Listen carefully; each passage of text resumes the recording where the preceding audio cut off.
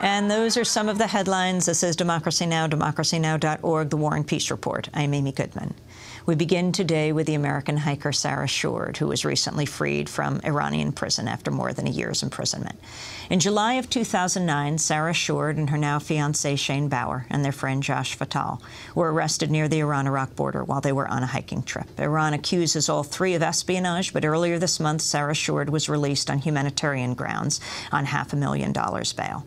With Shane Bauer and Josh Fattal still behind bars, Sarah has repeatedly said she is only one-third free. An Iranian newspaper reported Sunday that an Omani delegation arrived in Iran to help secure the release of Shane Bauer and Josh Fattal. In an interview with CNN's Larry King last week, the Iranian president, Mahmoud Ahmadinejad, said there was a slim chance the two might be released, but added he had no sway over the matter. As for the others, yes, there is a chance, but the judge has to take care of the case. I have no influence over it. But I have suggested for the lady, in her case, that it be regarded with clemency, mercy, and more kindness and compassion to allow her to return to her family. Well, the freed American hiker Sarah Shourd met with the Iranian president Friday, urging him to release her two friends in prison. The president told the Associated Press he hoped Bauer and Fattal would be able to provide evidence that, quote, they had no ill intention in crossing the border so that they can be released.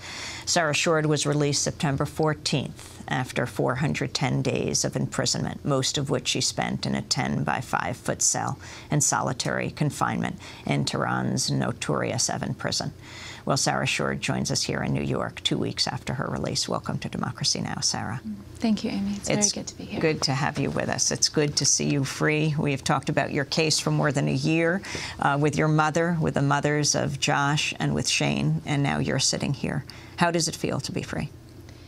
Well, it's a great improvement, but it doesn't feel over because it's not over.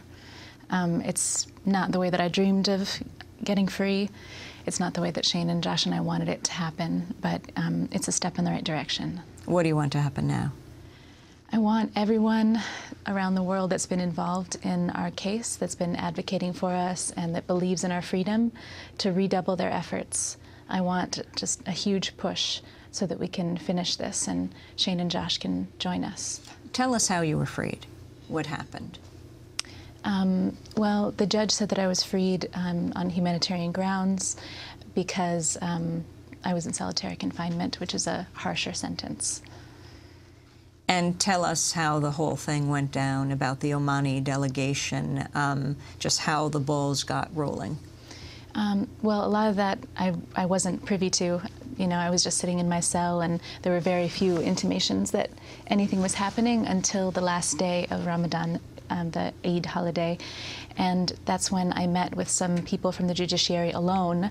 And as soon as I left my cell alone, I knew there was something going on. And they told me, you may be freed on bail, we hope. And then I spent the next 2 days just sitting in my cell, not knowing what was happening, with very little information on the news that I got about our case. And I didn't see Shane and Josh for those 2 days, so I knew that there was something weird going on. And then the third day, they took me back to the judge, and my lawyer was there. That was the first time in 14 months that I actually was allowed to see my lawyer. An Iranian lawyer. Yeah.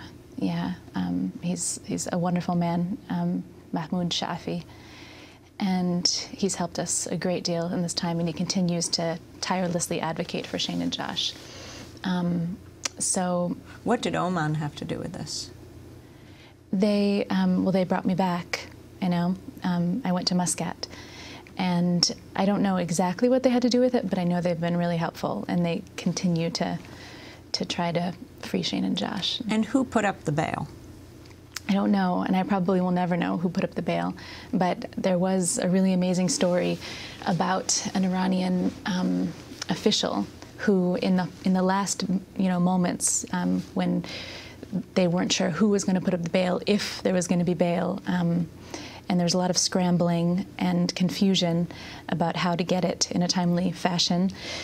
There was an Iranian official who offered to mortgage his house because he just believed so strongly that I should be freed, and he was concerned about my well-being. And I don't even know who this individual is, but I think it's a phenomenal example of you know, people on both sides that want to get past these political disputes and don't believe in you know, human beings being used in these kind of political battles. They say that they want 8 Iranians freed in U.S. prisons. So sometimes they say you're spies. Other times they say this is a fair trade. Who are they? I don't know much about them. And obviously, I don't have any power over these decisions, and neither do our families. And we really want to continue to push our case and make sure everyone sees our case as a humanitarian issue. You know, we are not spies.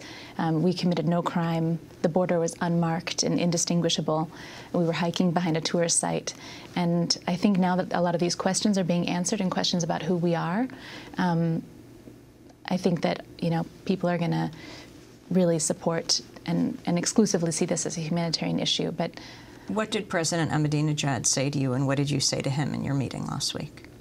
Well, I gave him evidence, the evidence that he requested about Shane and Josh and I, about some of about what we were doing before our arrest, about why Shane and I were living in Damascus, Syria for over a year. You know, I was teaching English to Iraqi and Palestinian refugees, as well as Syrian nationals, and part of a program to help Iraqi refugees apply to college in the United States. And Shane was doing a little journalism. Shane has long been a courageous international journalist focusing in the Middle East. And we have broadcast his report from the Middle East, from Iraq. Yeah. So I talked a lot about our politics, about who we are, and he was very friendly. He was especially gracious to my mother, concerned about her health and her upcoming surgery. And he said, you know, he made a lot of the same statements that he's made publicly all along, that he will make a strong plea to the judiciary to be lenient with us, with Shane and Josh, and that he's feeling hopeful. Talk about what happened 14 months ago. Tell us why you were on the border, what you were doing in northern Iraq. Well, in Damascus, there's, you know, Damascus, Syria, the whole region is an extremely beautiful place, but there's not a lot of green mountains. And a friend of mine that was also teaching in the same program that I was teaching at in Damascus, a year before, he told me about his hiking trip in northern Iraq, in Kurdistan. It's a semi-autonomous region established by the United States in 1991 as a no-fly zone. It's not a war zone, and no Americans have been hurt there for a long time. Our Westerners travel there frequently. So I had 10 days off work, and we decided to take my friend's advice. And our friend Joshua Fattal, he had just come a week before to stay with us, and he didn't know how long he was going to be staying. He'd been traveling around the world to South Africa and China as a part of this international teaching program that he helped coordinate on global health. And he showed up, and he was very eager to take a trip with us. We'd done a lot of hiking with Josh before in Oregon, where he lived, and was also teaching in at a nonprofit and kind of intentional community that that raises consciousness about sustainable green technology. So Josh is an environmentalist. He showed up, and then our friend Sean McVessel also showed up, who I believe you've met with. Is a close friend of Shane and I. And we decided... he was on our broadcast also, yeah, to plead the 3 of your case. Yeah. So we researched, we had our friend's testimony, and we researched northern Iraq, and we decided that it was safe. There's a lot of tourist sites about Iraqi Kurdistan, and we'd all been long curious about Kurdish culture. We thought it would be exciting. A lot of my students told me about northern Iraq. You know, it's where a lot of people from southern Iraq that believe it's too dangerous to stay where they are, they migrate to the north, where there's much less conflict, or really no conflict, and less violence. And so we arrived, we went to Erbil, and then we went to Salaminiya, which I believe is the capital. And then in Salaminiya, we were staying in a hotel. And in the hotel, there were pictures of tourists, you know, Western tourists, by a waterfall. And we asked about the waterfall, and they said, "Oh, that's Ahmadawa. That's the most beautiful place around here. You should go. It's wonderful for hiking."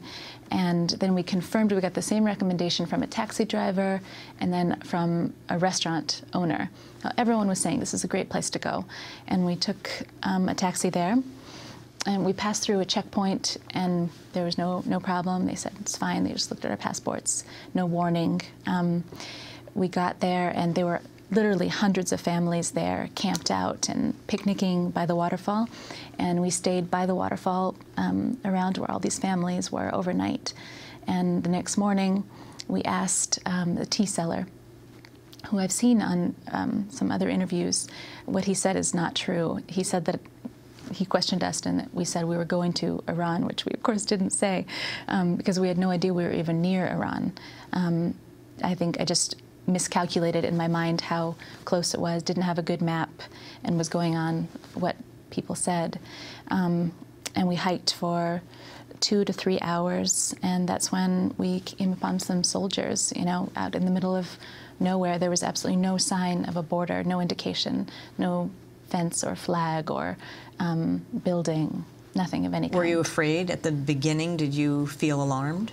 I felt alarmed, but not greatly alarmed. You know, I mean, Shane and I traveled quite a bit in the Middle East, you know, in the year preceding our arrest, and I think everywhere we went, people were so kind and so generous and so non-judgmental about us being Americans. You know, once they found out more about us, they were just welcoming and curious, and I had really one of the best years of my life, you know, and didn't have any reason to be particularly alarmed. I felt safe when I was around people that were native to the area, that they knew the territory, and if they weren't alarmed, I didn't need to be alarmed either. So then what happened? The soldiers, we assumed they were Iraqi soldiers because we had no indication, no idea that we were near Iran. And so we thought, okay, they're just going to ask us a few questions, and, you know, they have guns, so we can't just refuse them and walk away. They were quite a ways in the distance when we saw them, and they gestured for us to come closer. And we came closer, and they told us that they were Iranian, and forced us to get into a car with them. And were you able to make a phone call? We did, yeah. We begged and pleaded with them and told them that our friend Sean McFessel was waiting for us. He was on the way to the waterfall. And yeah, thank God they allowed us to make a phone call. And we called Sean, and he actually hadn't left Salaminiya yet, so he alerted the authorities in Baghdad. And where were you taken? Police station. For the next 3 days, they drove us around Iran, and we were sort of traded off several times. And it wasn't until the 4th day that we arrived in Tehran and were torn apart and thrown in separate prison cells. What about this investigation by the nation and the investigative fund, a 5-month investigation that located 2 witnesses to the arrest who claimed that the 3 of you were on Iraqi territory when you were arrested, not in Iran, as Iranian officials have asserted?